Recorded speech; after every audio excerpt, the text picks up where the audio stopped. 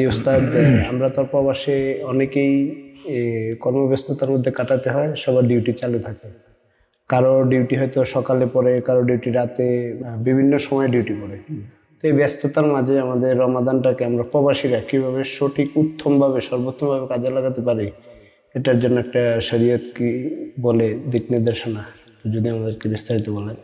রমজান মাসে ইবাদত বন্দেগী করে আল্লাহর সন্তুষ্টি অর্জন করা এটা আল্লাহ প্রদত্ত হক।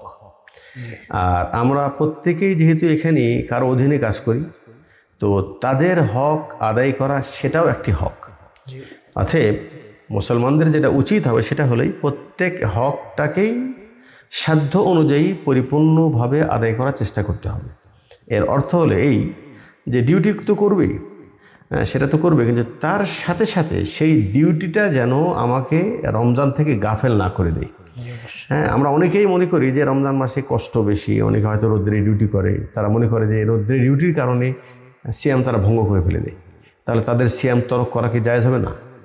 মানে কঠিন শক্ত ডিউটির কারণে বা পরিশ্রম বেশির কারণে সিয়াম তরক করা যাবে না।